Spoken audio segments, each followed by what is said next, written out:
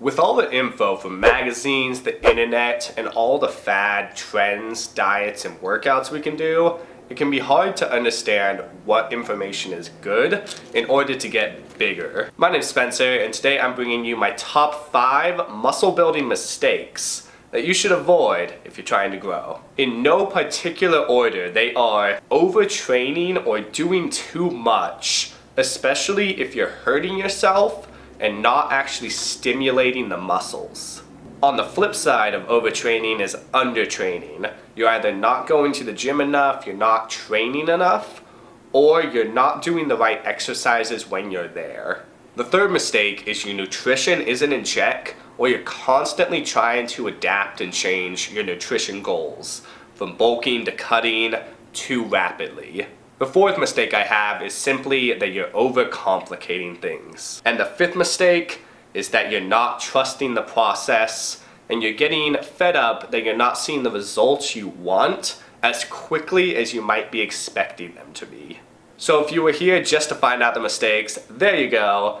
And remember, these are my mistakes. Having an opinion in 2017, these aren't exactly the only mistakes you might be making, but these are the mistakes that I made and I would suggest fixing, and they'll probably help you to get bigger and grow stronger. But I do want to further elaborate on each of those mistakes, so let's go. The first mistake is overtraining or pushing yourself too hard. People believe the concept of I'm just going to go 7 days a week, 2 hours a day, and I'm going to train my ass off, all my muscles are going to grow. That's not the case. That's not how it works. Your muscles grow when we're sleeping and when we're recovering, but they have to have something to recover from. Training puts a load on your muscles and it tears them down.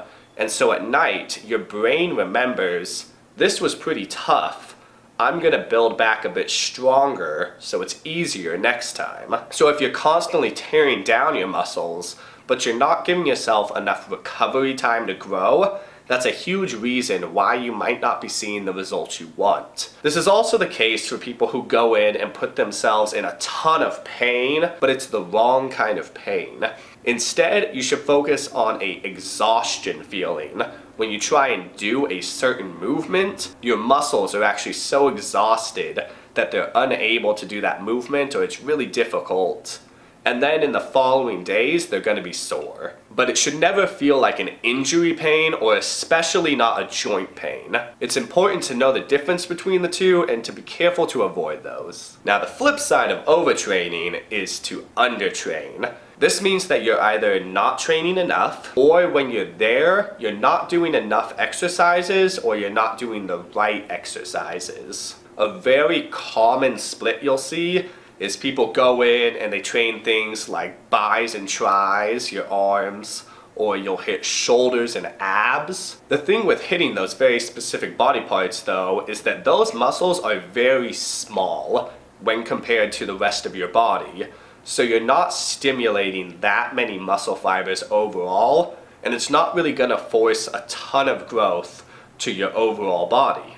If you're a beginner trying to grow bigger overall, I would highly suggest leaning more towards an upper body, lower body split, or a push-pull legs workout. Doing more of those compound lifts, especially when you're incorporating a lot of different muscles in your workouts, is gonna force much more muscle fibers to be used and therefore to grow. Naturally tearing down our muscles won't do us a whole lot of good though if we're not giving it the right fuel to grow.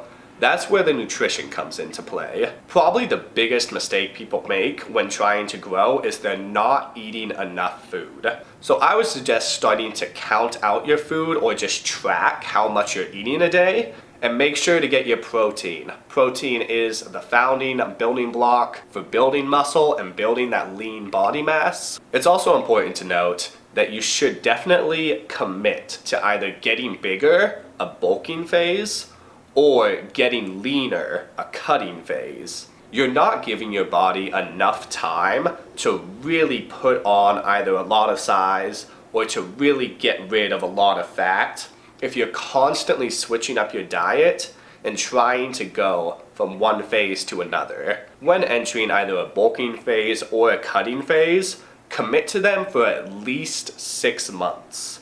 And that will give your body plenty of time to see the results that you want. My fourth tip when growing is to not overcomplicate things. And that can be hard. There's about 1.5 million different things telling us, you want to look like this guy, then you have to follow our steps to get it. So whether it's these insane supplement stacks, crazy workout routines, muscle confusion, all of this is deemed bro science.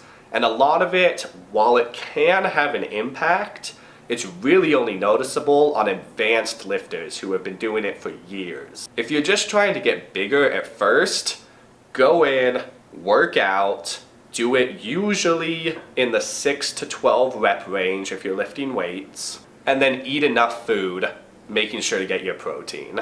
It's far more important to get the basics down instead of listening to all the micro details that exist out there trying to get you to buy their stuff.